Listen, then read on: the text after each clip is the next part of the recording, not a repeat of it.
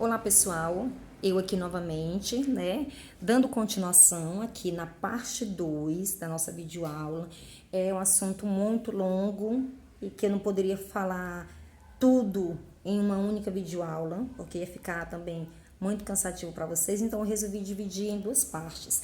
Na primeira parte, nós vemos o que é potência, o que a potência ela está relacionada, como calcular a potência. Então, nessa segunda parte do assunto sobre consumo doméstico de energia e eficiência, nós veremos, na verdade, com relação aos aparelhos domésticos, assim, em termos de gasto de energia. Então, eu já começo essa segunda videoaula com a seguinte pergunta: como saber qual eletrodoméstico gastará menos energia no final do mês? E aí, pessoal, como é que eu sei? Simples. Eu vou utilizar aquela fórmula ali. Então, o que vai acontecer? O delta E, o triângulozinho significa delta. Então, delta E significa variação de energia. Isso a gente viu lá na primeira videoaula. E essa variação de energia ela é calculada como? Eu pego a potência e vou multiplicar pela variação do tempo. E aí eu vou ter a quantidade de energia que esse meu aparelho vai apresentar no final do mês. E aí é por isso que eu falo para vocês que a gente pode estabelecer essa quantidade de energia gasta por um determinado aparelho se a gente souber a potência desse aparelho. O pote que a gente tem ali na fórmula, pote, a gente viu na aula anterior que pote significa potência e delta T significa o período de tempo que esse aparelho ficou em uso. Como eu já tinha dito para vocês, a potência ela tem a ver com o consumo de energia, que nada mais é do que a relação entre a variação de energia pelo tempo, ou seja, está relacionado com o tempo de uso, essa potência, viu? Então, por exemplo, se eu pegar dois aparelhos ligados pelo mesmo período de tempo, aí nós vamos perceber que aquele aparelho com potência maior, ele vai gastar mais energia do que aquele com potência menor.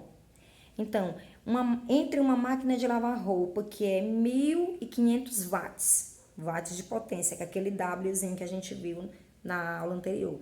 Então, uma máquina de lavar roupas 1.500 watts. E aí eu tenho outra máquina de lavar roupa que é 1.800 watts.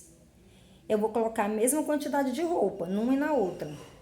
A primeira, que é 1.500 watts, ela vai ter uma economia maior. Por quê que ela vai ter uma economia maior no final do mês? Porque a potência dela é menor, ela é 1.500 watts, enquanto a outra é 1.800 watts. Então, é isso que a gente precisa entender. Então, as nossas contas de luz, por exemplo, elas já aparecem, não é em watts, é em quilowatts. No caso, é quilowatts hora.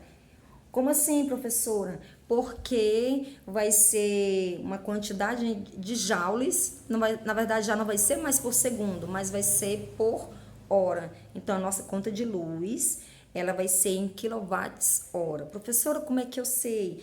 Você vai lá pegar a sua conta de energia e lá vai ter o valor. Vai ter o nomezinho assim, consumo. Na frente do nome consumo vai ter o valor. Aquele valor que tem ali, por exemplo, a minha, eu vi, desse mês, veio 266 lá na frente do consumo. Ou seja, a minha conta de luz veio 266 watts, quilowatts hora, que é no caso kWh. O K é de quilo, watts, que é o W, e hora, que é o H. Então, é quilowatts hora, kWh. E dando continuação, já tem uma outra coisa que eu já tenho que falar, por exemplo.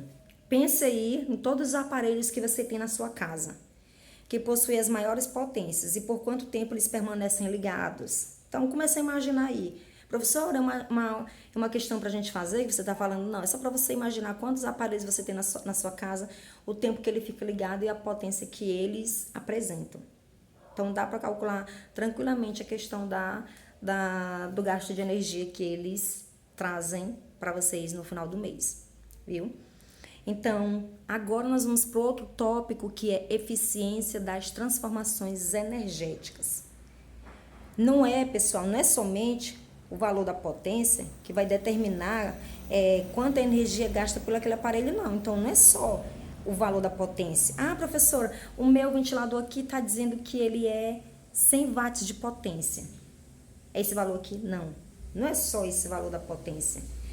Como a gente já viu, cada dispositivo ele é responsável por converter a fonte de energia, geralmente elétrica, em várias modalidades que ele vai converter.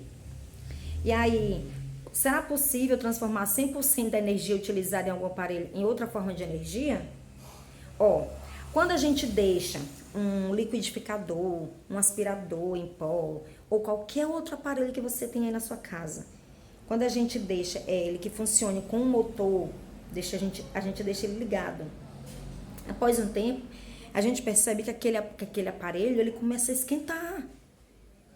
Ou seja, o mesmo vai acontecer com o computador quando você deixa muito tempo ligado, a televisão quando deixa muito tempo ligada, lâmpada quando está muito tempo ligada, você vai triscar nela, ela está bastante quente. Significa que parte da energia desse aparelho aí, ela é convertida em alguma modalidade energética, que às vezes parte não é nem necessária para nós. E aí, toda transformação energética, ela obedece ao princípio da conservação de energia. Então, é por isso que eu digo aqui para vocês que a eficiência das transformações energéticas tem a ver com uma frase muito eficiente. A frase é a seguinte: a energia não se cria nem se perde, ela apenas se transforma, e é isso. A energia que a gente já recebe dos aparelhos, acontece todo o mecanismo, como eu já tinha explicado para vocês lá no assunto de circuito elétrico.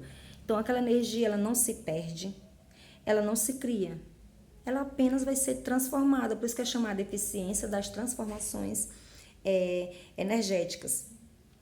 Por exemplo, como normalmente nós utilizamos lâmpadas para iluminar e não para aquecer, consideramos somente que a conversão de energia elétrica em energia luminosa ela é útil e a sua transformação em energia térmica diminui a eficiência desse processo. Por isso que tem a ver com a eficiência das transformações energéticas. Viu, pessoal? Então, eu vou mostrar aqui um gráfico para vocês rapidinho. Ele mostra a quantidade de energia elétrica que é convertida em luminosa, em energia térmica ou em diferentes tipos de lâmpada. Então, aqui, é possível, a gente vai perceber nesse quadro que eu vou mostrar para vocês que a eficiência de cada uma delas é diferente. Olha só, deixa eu tentar aqui mostrar. Aqui. Então, deixa eu mostrar aqui para vocês. Olha só, aqui nós temos uma tabela que mostra a eficiência energética. Aí aqui a gente percebe, na lâmpada incandescente, a energia elétrica é maior, a energia térmica é um pouco maior e a energia luminosa ela é menor. Na lâmpada fluorescente, a energia luminosa já é um pouco maior do que na incandescente. E na lâmpada LED, a energia luminosa ela já é quase comparada ali com a energia térmica.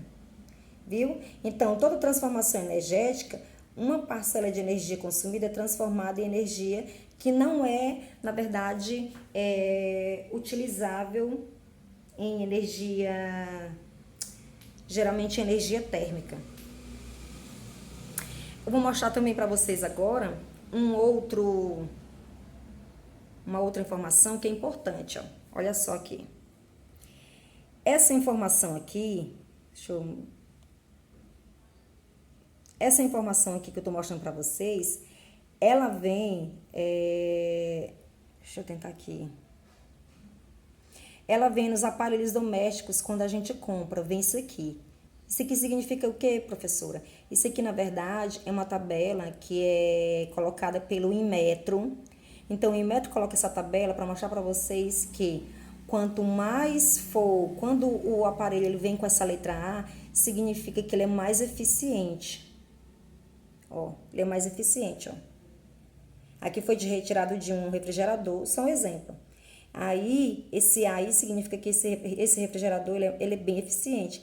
Significa que até a economia dele é maior. Então, quanto mais eficiente for o aparelho, mais econômico ele é.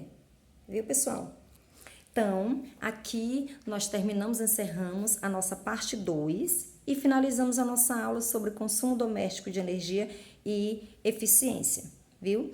Então, vocês façam a atividade desse capítulo 1, né, tema 1, referente a esse livro 2 de ciências.